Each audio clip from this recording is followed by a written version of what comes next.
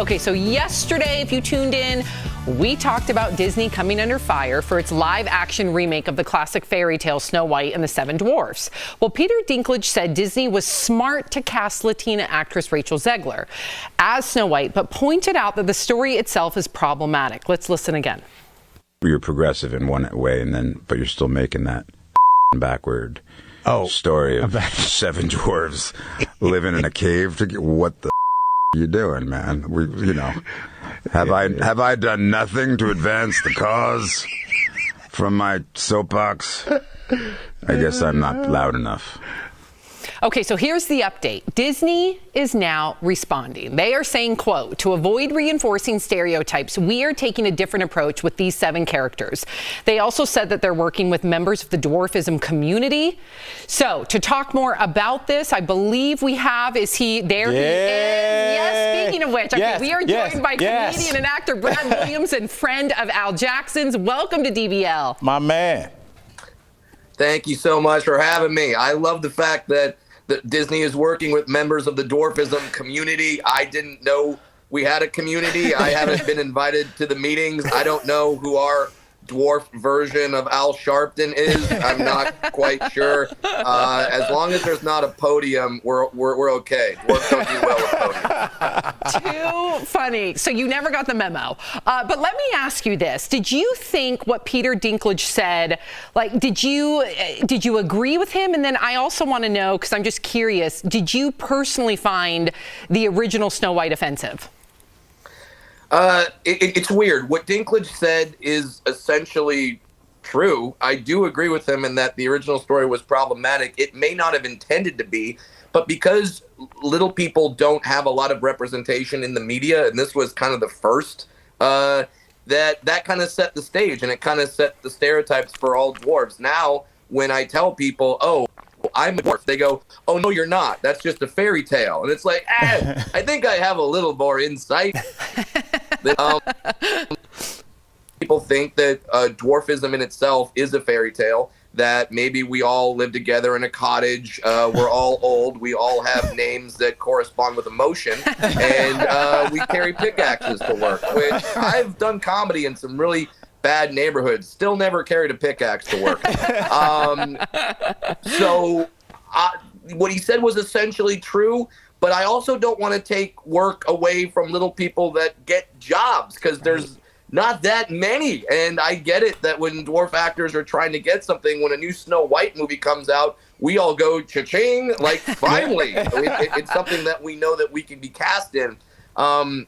So I completely understand both sides of the story. I wasn't necessarily offended by the original movie. It just kind of set the wrong tone for how people view and look at little people. So if Disney comes out and they reimagine the dwarf's role in the film, I think it's great. Personally, I think that they should make it so Snow White ends up with one of the dwarves and not the prince. See, I think that's how you do it, because the prince, let's face it, he makes out with her while she's legally dead. That's kind of problematic. Not a big fan of that. Also, he's not exactly a self-made man. His daddy was the king, so he's not really working for his role. The dwarves are all hard-working guys. They have their own jobs. They're very protective of Snow White. They work to actually save her from the evil queen. And if you're like, but how will they provide for Snow White's lavish lifestyle? Well, they're diamond miners. Yes. I think they got the money thing figured out. I totally agree. I totally agree. Hire you. Yeah, Yes. Brad, I think that's amazing. But what do you say to people who don't want to mess with the classics, right? Disney shouldn't change a thing, and they love the story the way it is. What would you say to those people? I would say that if they want to watch the classic, it's still there. It's on Disney Plus. You can watch it. I mean, we have a new Batman every 15 seconds, and we don't all get all up in arms about how we reimagine Batman. We have a black Spider-Man. Great, that's awesome. I think there's plenty of room for all of these stories, and so everyone can have kind of their version and the one that they like the best. And just because they make a new version, that doesn't mean the older version is no longer available. You can still fire up to Disney Plus. You can watch the old Snow White. If you want to see people that kind of look like me but with gray beards yell out, "Hi ho!" That's fine. It's still available to you. Who doesn't want to see that? So you can enjoy that. We'll enjoy the new movie, and we'll all have a good time with it. Right. Loving the opinion. I think Hi Ho is a jam. Yeah, I mean, my daughter and I think listen to you it all could the time. remix that. Listen to it. And Brad, this is what I'm saying. It's like, you know, I feel like your Snow White trauma was as a young black kid watching WWF wrestling in the 80s, like the characters we were given to look at. It's like, yes, we needed to reimagine those people because they were not really inspirational to a young Al sitting in Cleveland. Al, are you saying that the Junkyard Dog or Bad News Brown was problematic? Is that what you're trying to? Are you saying Kamala, the Ugandan giant, was problematic to you?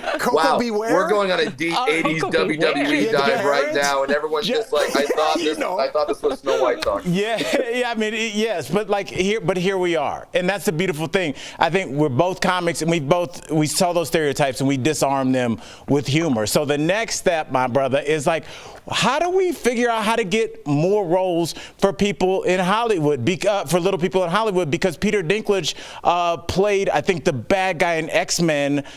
He had that factory that made and he was super dope. And no one goes, oh, a little person couldn't have run. It was about the Sentinels. It wasn't about his size. No one cared. So how do we make it so that we do not care? Because when I see Brad, I don't go, oh, Brad, my dwarf friend. This the homie. And that's exactly what needs to happen, whether it be dwarves, whether it be people with other disabilities, whether it be people with other races.